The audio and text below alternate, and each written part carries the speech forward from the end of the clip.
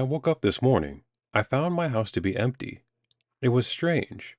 I seriously doubt that my family would leave for my aunt's house without me on Christmas morning. Something wasn't right. All the place pictures of me were on the walls and hearth were gone. All other photos are still in place. Another thing that struck me as odd was the fact that there was no gifts that, just last night, were put under the tree this morning. What the hell? I thought to myself. Everything is gone. Even the stuff I left for my parents.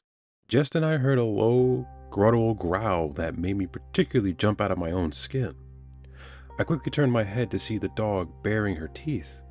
In a semi-defensive position, she stared at me with a terrified look in her eyes as she growled. I took a step towards her and then she ran into the other room as fast as she could. She did leave a nice piss stain on the carpet, though. Crap, I muttered under my breath.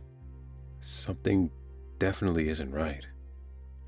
I walked through the house, and everything was a mess. Tables and chairs were turned over, and lamps were smashed. It looked as if a tornado went through this place. I felt like crap. I guess a good analogy would be I felt as the house looked. It felt like a cement truck had punched me in my gut. I went upstairs to go to the bathroom and wash my face. The smell of cigarette smokes and cheap booze filled the air.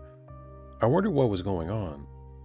In the bathroom, I looked in the mirror, and I must say I looked like a picture of the living dead.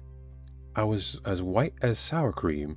My pupils were dilated to a size I never knew was natural. It was almost as if my eyes themselves were black. It was quite disturbing. I walked through the house in a slow pace, taking my time. I noticed that my father's black suit and tie were missing. That shouldn't be anything disturbing to me. But for some reason I couldn't shake the bad feeling that something come deep within my gut. As I walked down the stairs, I looked out the window and noticed that my dad's black Cadillac was missing from the driveway. So was my mom's car. I pissed it that they left me alone like this. Whatever.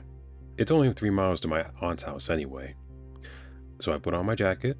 I walked out the door quietly, being careful not to scare the dog more than she already is.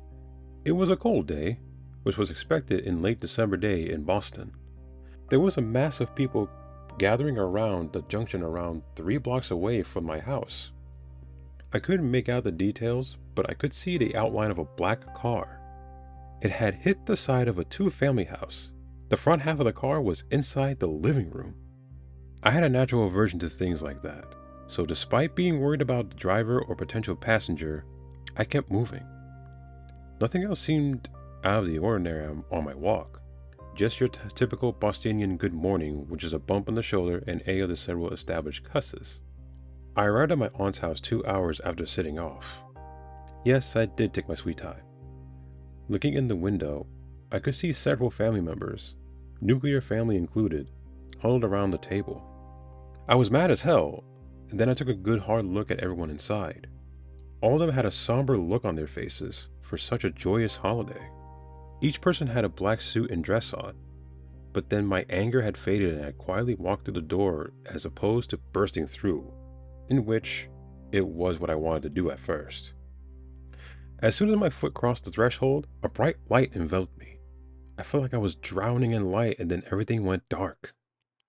When I came to, I walked down to my room, and there was still nothing under the tree. Both cars were still gone.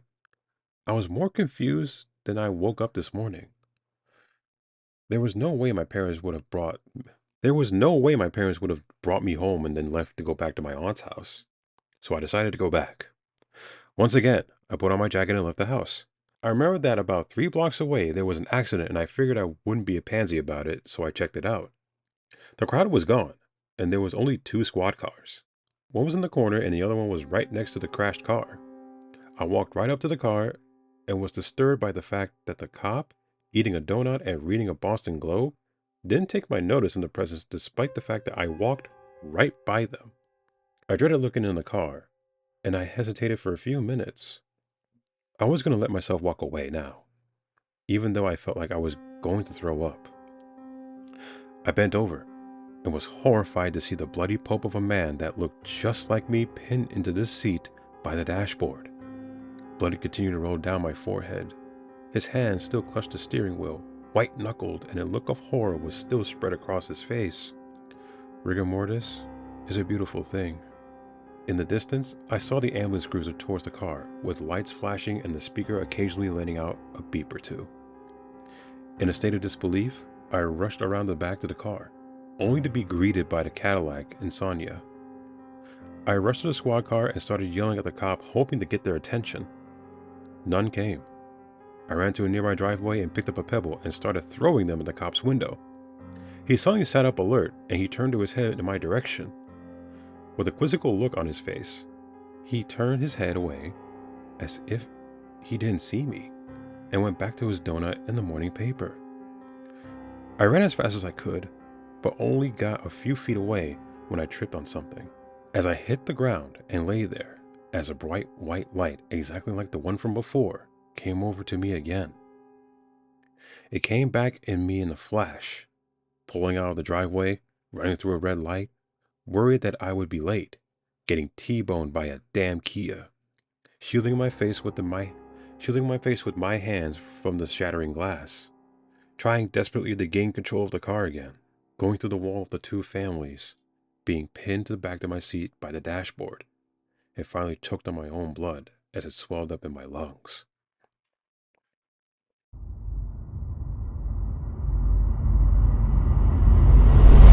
When I woke up this afternoon, I found the house was empty. It was strange.